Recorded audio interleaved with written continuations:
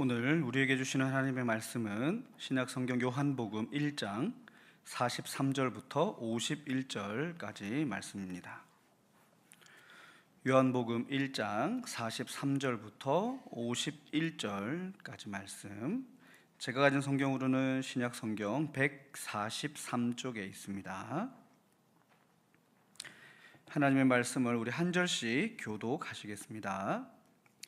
이튿날 예수께서 갈릴리로 나가려 하시다가 빌립을 만나 이르시되 나를 따르라 하시니, 빌립은 안드레와 베드로와 한 동네 베세다 사람이라. 빌립이 나다나엘을 찾아 이르되 모세가 율법에 기록하였고 여러 선지자가 기록한 그 일을 우리가 만났으니 요셉의 아들 나사렛 예수니라. 나다넬이 이르되 나사렛에서 무슨 선한 것이 날 수 있느냐. 빌립이 이르되 와서 보라 하니라.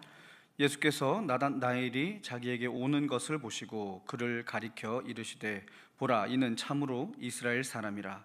그 속에 간사한 것이 없도다. 나다넬이 이르되 어떻게 나를 아시나이까. 예수께서 대답하여 이르시되 빌립이 너를 부르기 전에 내가 무화과 나무 아래에 있을 때 보았노라.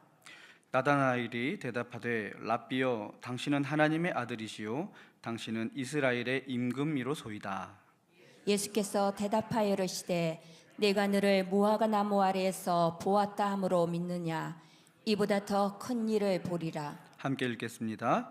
또 또 이르시되 진실로 진실로 너희에게 이르노니 하늘이 하늘이 열리고 하나님의 사자들이 인자 위에 오르락 내리락 하는 것을 보리라 하시니라. 아멘. 명절 잘 보내셨습니까? 네, 맛있는 거 많이 드셨나요? 저는 뭐 그렇게 많이 먹은 것 같지는 않은데 오늘 오랜만에 또 안 입던 옷을 꺼내 입었더니 단추가 잘 안 잠깁니다. 뭘 먹어서 이렇게 불었는지는 모르겠지만 명절 하면은 항상 떠오르는 것이 뭐 음식 장만하는 거, 그리고 가족들이 모여서 이렇게 좋은 시간들을 보내는 것들이 쉽게 떠오르는데요.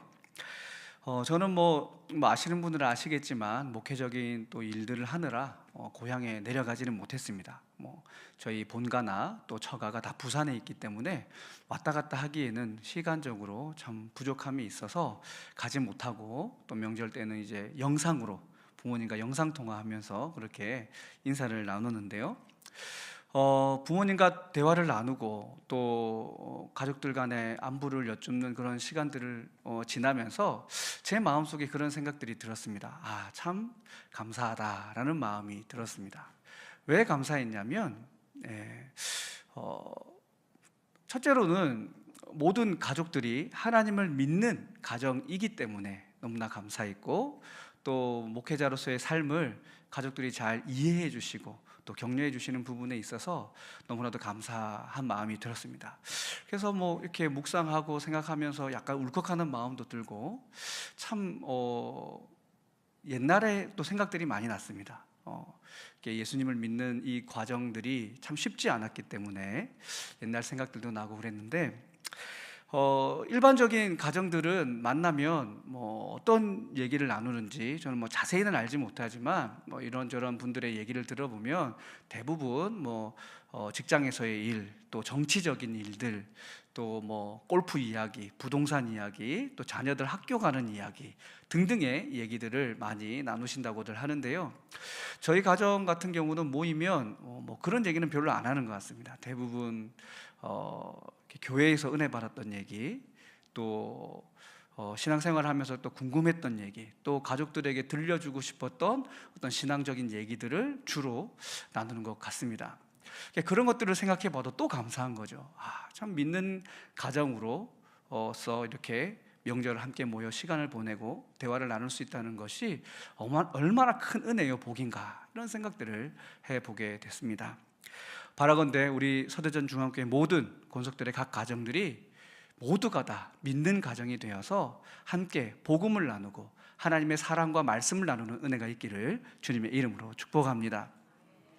하나님을 믿고 예수 그리스도를 신앙 고백하는 사람들에게 주어진 첫 번째 사명, 가장 우선적으로 고민해야 할 것이 전도하는 일이다라는 것은 누구나 다 잘 알고 있는 그런 내용입니다.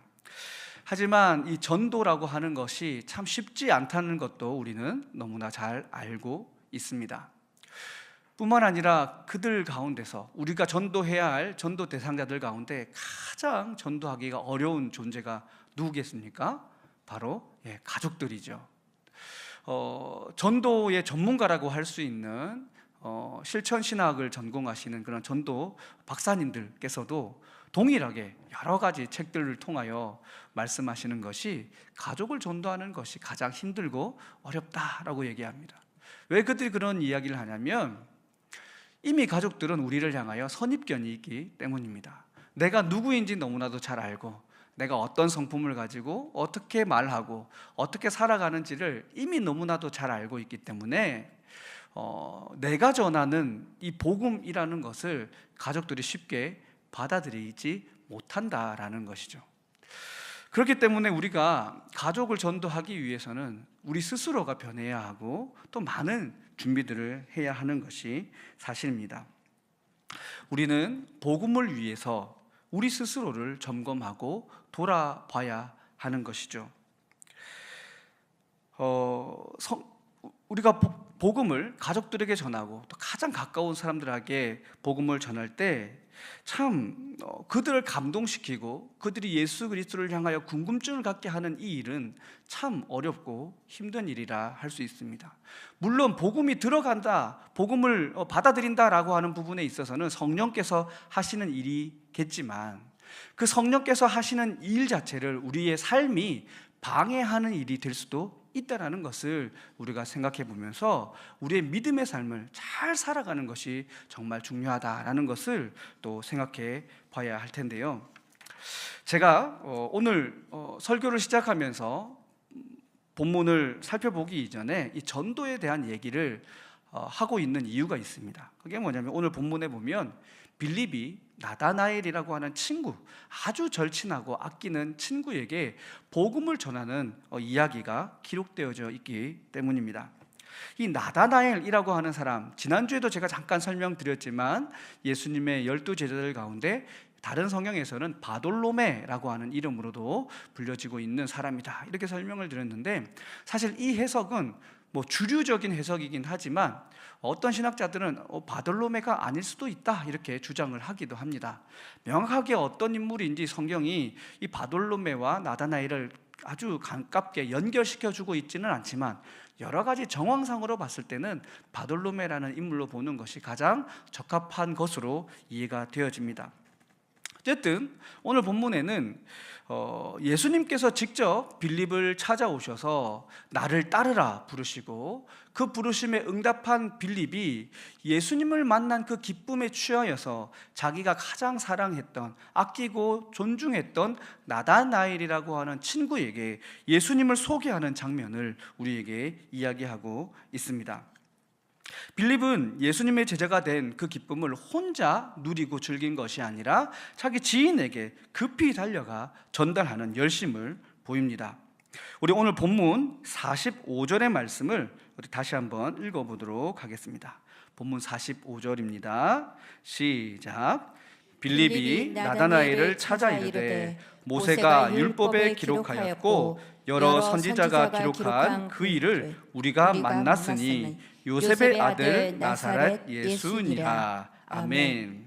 자, 빌립이 지금 나다나엘을 찾아가서 예수님을 소개할 때 뭐라고 하냐면 예수님은 모세가 율법에 기록해 놓은 그 바로 메시아이고 또 여러 선지자가 기록한 예언의 말씀이 상징하는 그 메시아가 바로 나사렛 예수이다라고 하면서 예수님을 함께 믿고 따르자라고 권면을 합니다. 빌립이 나다나엘에게 했던 이 말들, 이것을 가만히 들여다보면 이 빌립이라고 하는 사람이 얼마나 간절하게 이 메시아를 기다려왔는지를 알 수 있습니다. 왜냐하면 그가 지금 예수님에 대해서 나다나엘에게 설명하는 이 내용 자체가 너무나도 완벽한 증언일 뿐만 아니라 성경이 이야기하고 있는 그대로를 증언하고 있기 때문입니다. 평소에 그가 얼마나 구약의 말씀을 열심히 읽었는지, 그리고 구약이 얘기하고 있는 이 메시아를 얼마나 기다렸는지 그 갈망을 우리가 이 부분을 통해서 깨달아 볼 수 있는 것이죠. 예수님이 메시아라고 하는 선언을 하고 있는 이 말씀을 통해서 우리가 또 하나 생각해 볼 수 있는 것은, 신앙의 간절함이 있는 만큼 우리가 더 깊이 있게 주님을 경험하게 된다라는 것입니다. 어떻게 보면 더 빨리 깨달을 수 있게 된다라는 것이죠. 마태복음 11장 12절의 말씀을 보면 천국은 침노당하고 있다, 침노하는 자의 것이다, 그렇게 말씀하고 있습니다. 침노한다는 것은 빼앗는다는 뜻입니다.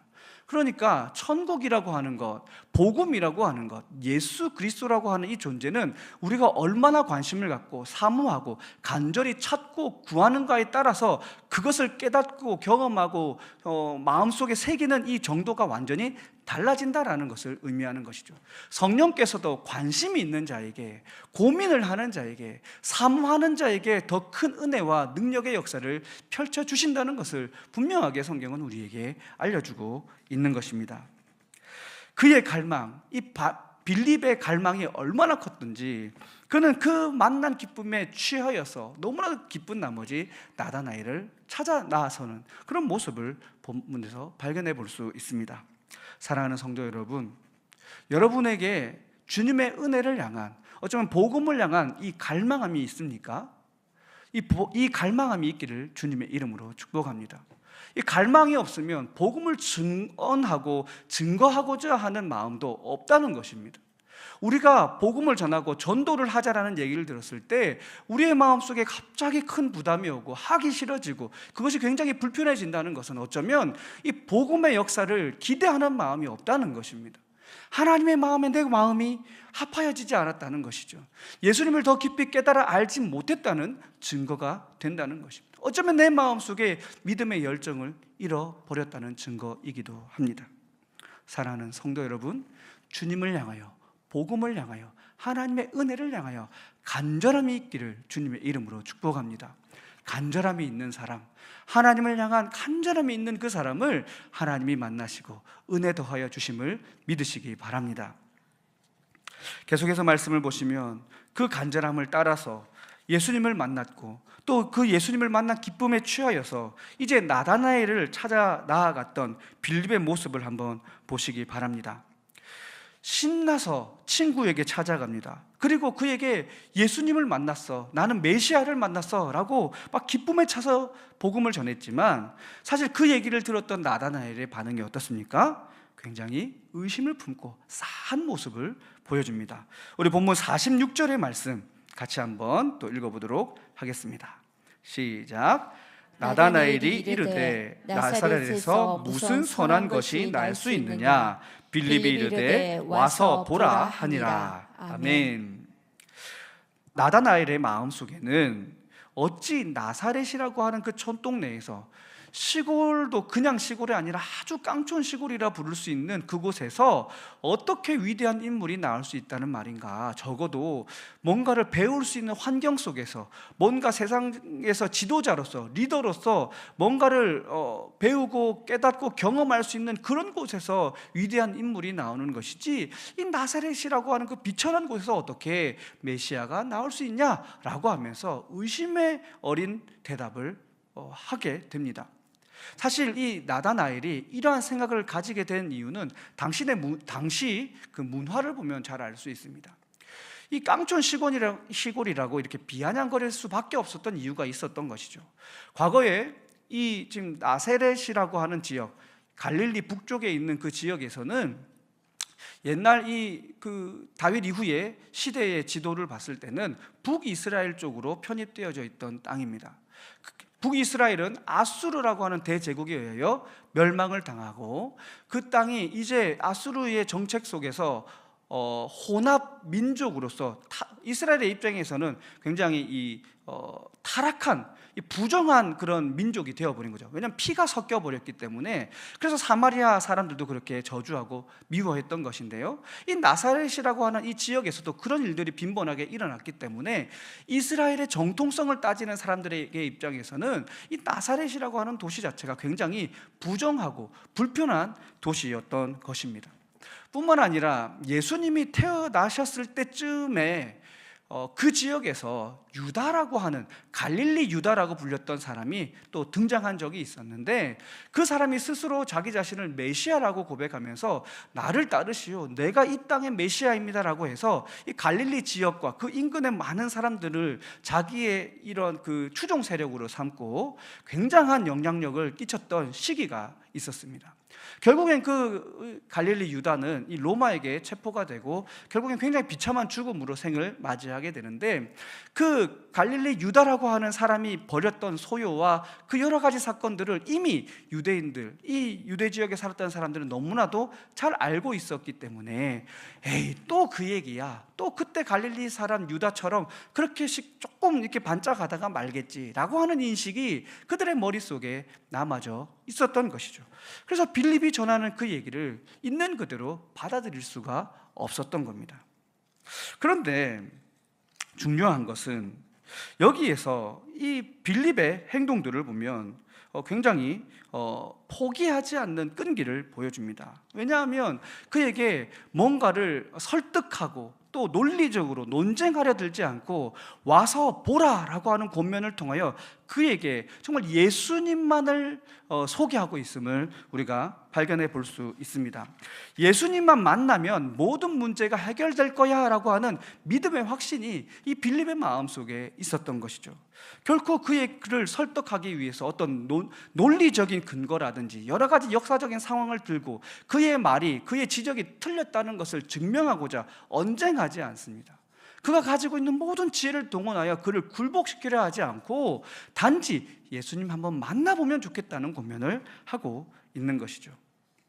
그 간절한 권면을 따라서 이 나다나엘은 예수님 앞으로 한 걸음 한 걸음 나아갑니다. 나다나엘이 이 빌립의 권면을 듣고 바로 등을 돌려 길을 떠나지 않고 그래도 조금이나마 소망을 가지고 예수님 앞으로 한 걸음 한 걸음 나아갈 수 있었던 이유, 혹시 무엇일까요? 무엇 때문에 그가 예수님 앞으로 나아가게 되었을까요? 첫 번째 이유로는 성령께서 그에게 그러한 마음을 주셨겠죠. 성령께서 마음을 주시지 않으면 그 어느 누구도 예수님 앞으로 나아갈 수 없다는 것을 우리는 너무나도 우리가 잘 알고 있습니다. 그렇다면 성령의 역사하심이 아니라 빌립의 관점에서, 어쩌면 나다나엘의 관점에서 빌립을 바라봤을 때 무엇을 보았을까요? 그것은 평소에 빌립의 삶을 나다나엘이 보았던 것입니다. 그가 결코 나에게 허투루 말할 사람이 아니었다는 것을 아는 것이죠.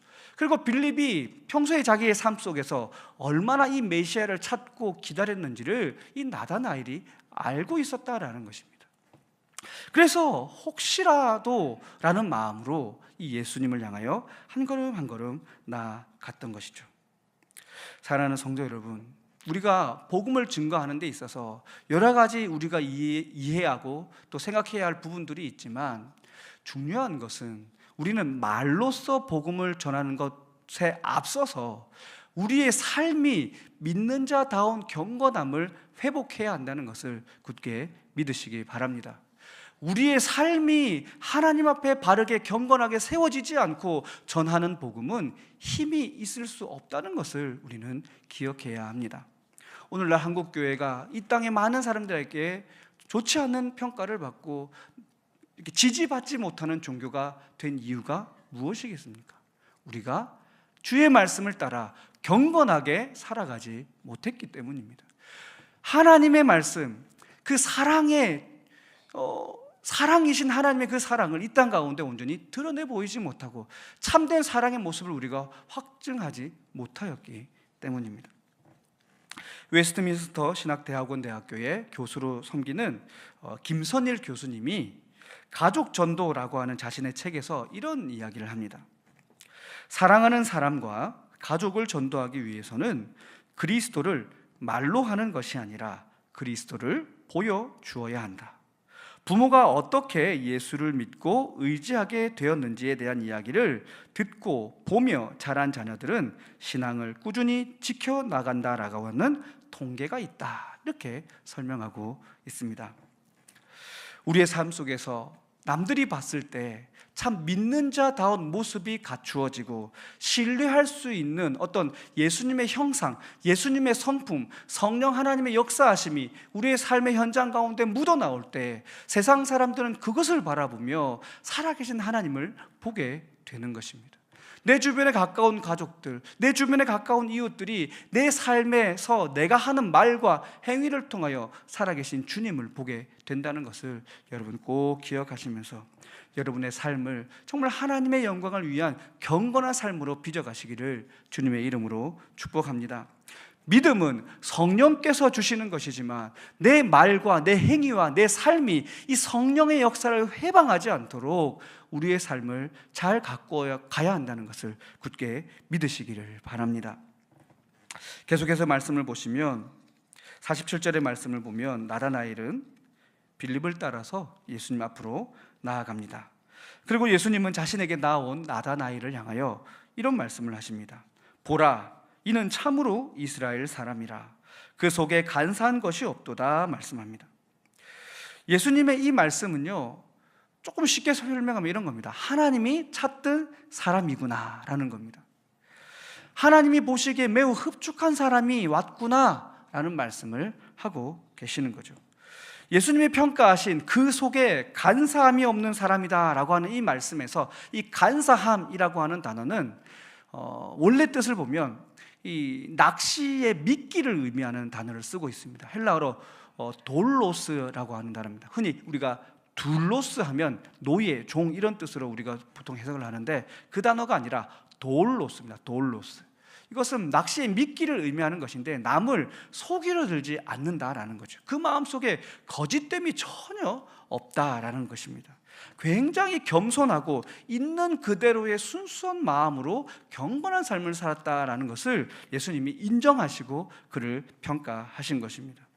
그런데 예수님이 이렇게 나다나엘을 평가했을 때 나다나엘의 대답이 좀 사실 굉장히 착한 표현들은 아닙니다. 나다나엘이 뭐라고 얘기하냐면 당신이 누구이시기에 나를 평가하십니까? 라는 그 여전한 이 의심의 눈을 가지고 예수님께 대답을 합니다. 나를 그렇게 얘기하는 근거가 있습니까? 라고 질문하는 것이죠.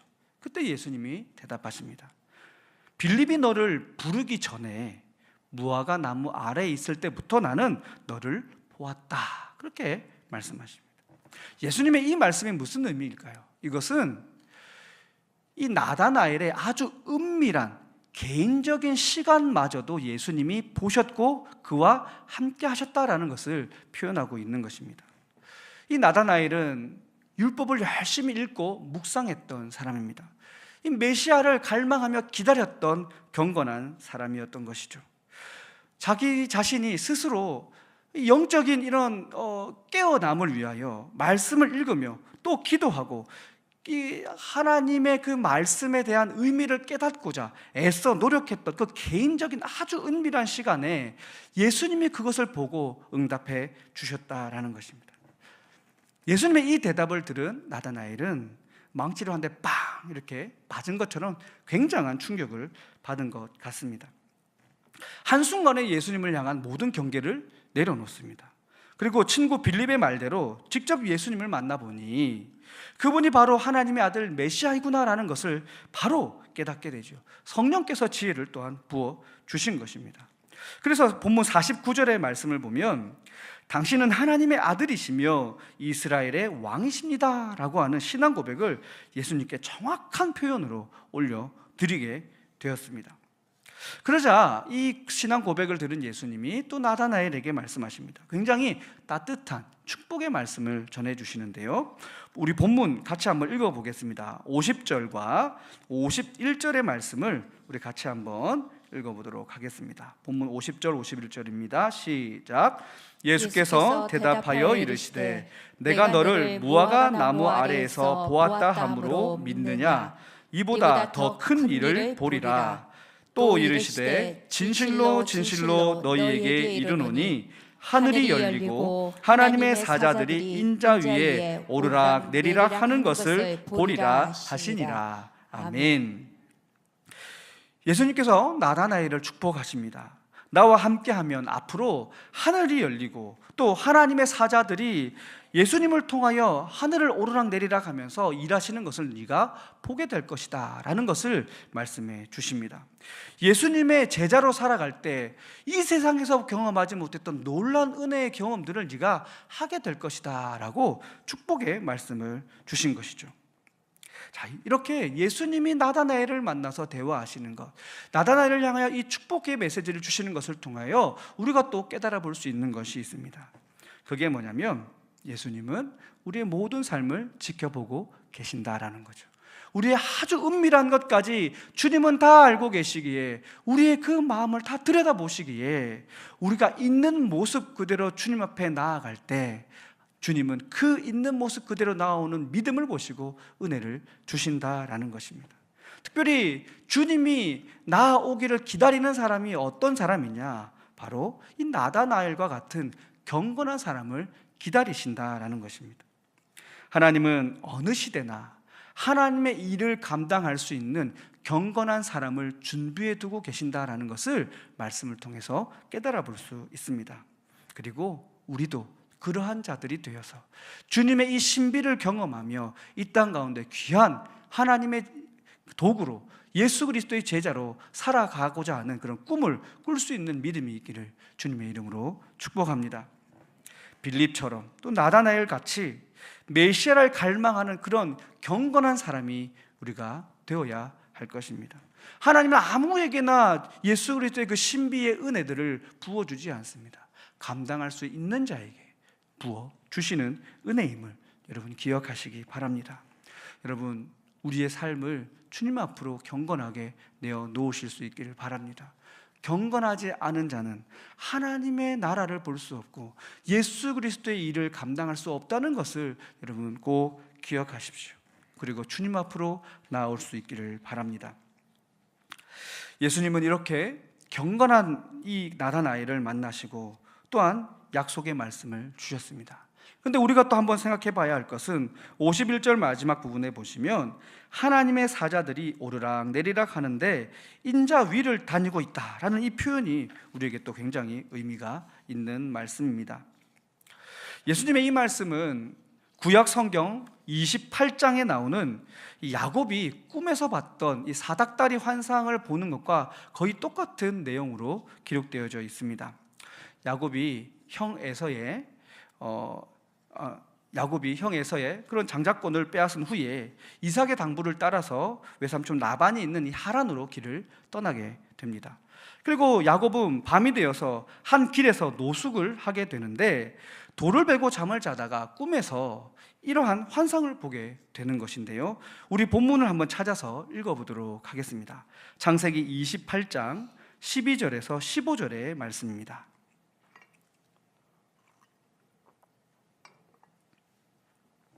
창세기 28장 12절에서 15절까지 말씀, 우리 다 같이 한 목소리로 같이 읽어보겠습니다. 화면을 보시고 읽으셔도 좋습니다. 함께 봅니다. 시작.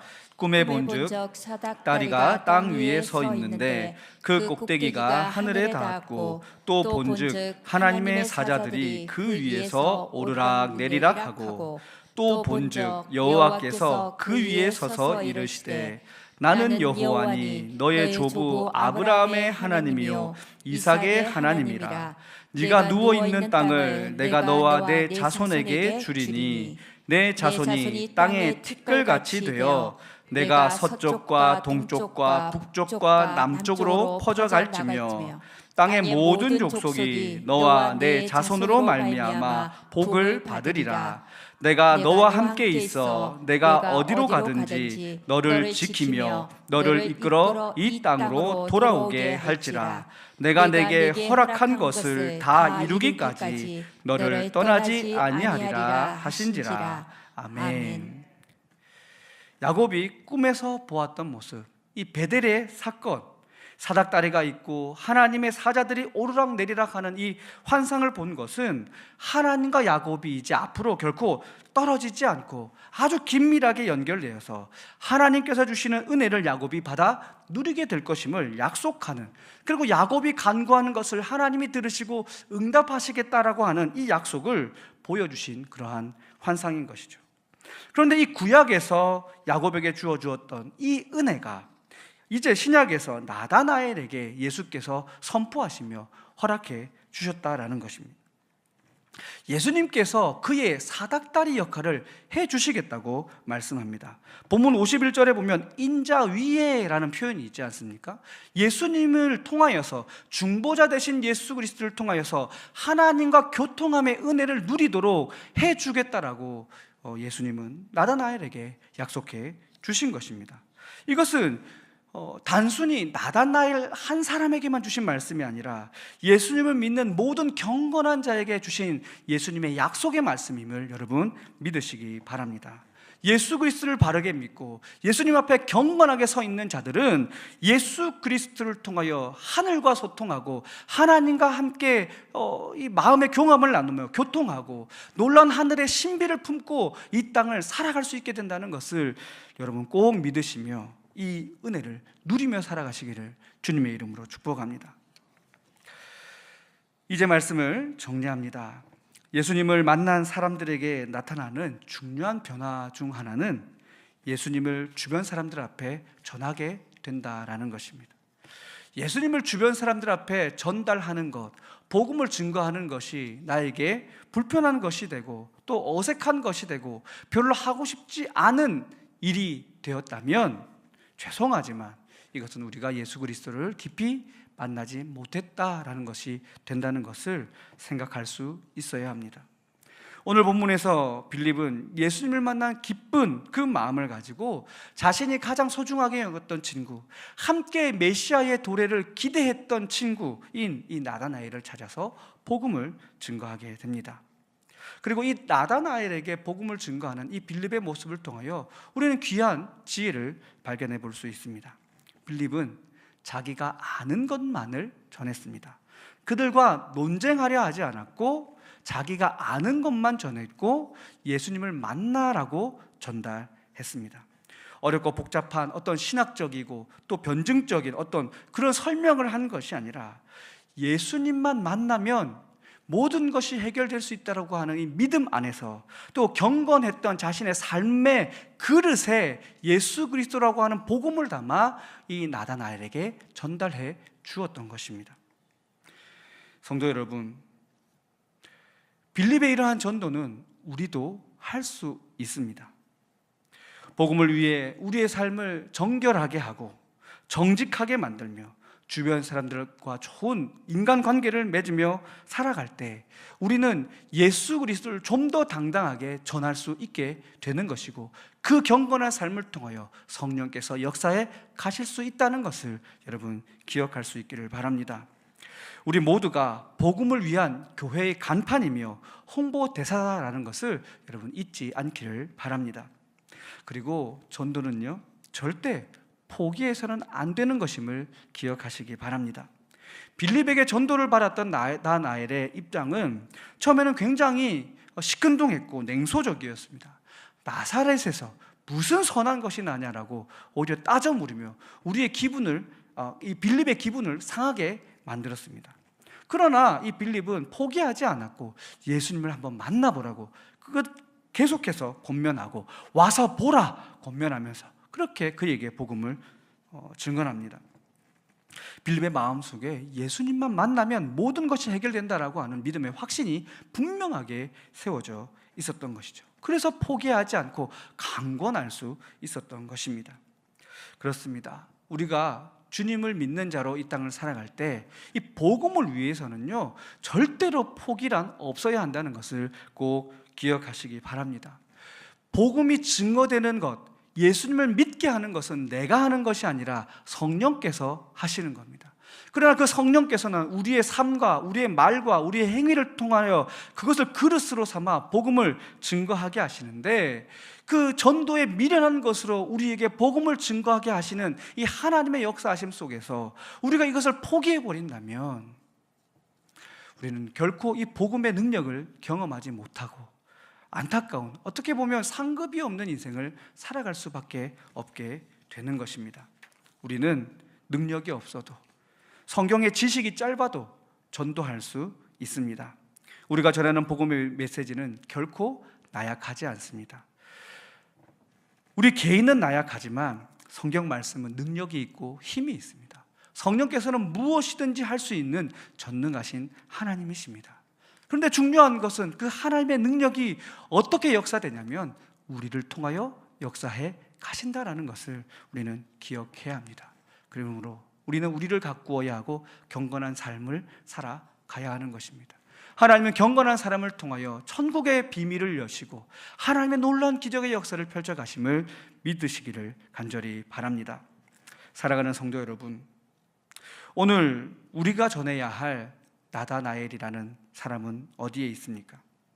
그리스도인의 아름다운 삶의 모습과 또 교회에 빛나는 그런 하나님의 영광을 보여주는 삶을 잘 살아서 성령 하나님께 기도하며 이 복음을 증거하는 귀한 삶에 우리의 삶을 내어놓을 수 있는 믿음이 있기를 주님의 이름으로 축복합니다. 여러분을 통해서 놀라운 복음의 기적들이 이루어지는 은혜가 있기를 간절히 바랍니다. 아직도 우리 주변에는 믿지 않는 사람들이 너무나도 많이 있고 우리 일가 친척들 가운데서는 또 주님을 아직 받아들이지 못한 채 살아가고 있는 분들이 계십니다. 여러분의 삶이 복음 앞에서 아름답게 세워지고 주님께 인정받는 신앙인의 모습으로 세워질 때 여러분의 삶을 통하여 놀랍게 복음이 증거된다는 것을 믿으실 수 있기를 바랍니다. 그리고 그때를 꿈꾸며 여러분의 삶을 복음 앞에 바로 세워가는 지혜가 있기를 주님의 이름으로 축복합니다. 기도하시겠습니다. 사랑의 아버지 하나님, 감사합니다. 오늘도 우리의 삶을 돌아보게 하시고 내가 전도하기 위하여, 복음을 이 땅 가운데 증거하기 위하여 어떤 믿음의 수고를 감당해야 할지 깨닫게 하시니 감사합니다.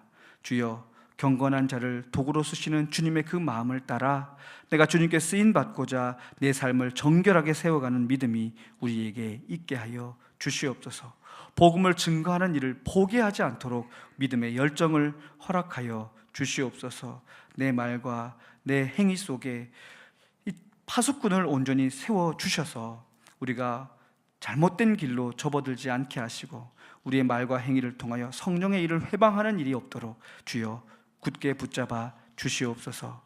오늘 우리의 삶을 돌아보며 모든 것을 주님께 의탁하오니 주님께서 우리를 아름답게 빚어주시고 깨닫게 하시고 회개하게 하시고 돌이키게 하시고 믿음의 자리를 지켜가게 하여 주시옵소서. 모든 것 감사드리며 이 모든 말씀 우리 주 예수 그리스도의 이름으로 기도드리옵나이다. 아멘. 이제는 우리 주 예수 그리스도의 은혜와 아버지 하나님의 지극하신 사랑과 성령 하나님의 교통하심의 역사가 주께서 허락하신 받은 은혜에 감격하여 전도에 힘쓰고 전도를 위해 자신의 삶을 아름답게 빚어갈 것을 믿음으로 다짐하는 서대전 중앙교회 모든 성도들 머리 위에와 이들의 가정과 직장과 삶의 터전 위에 이제로부터 영원까지 함께 하옵시기를 간절히 축원하옵나이다. 아멘.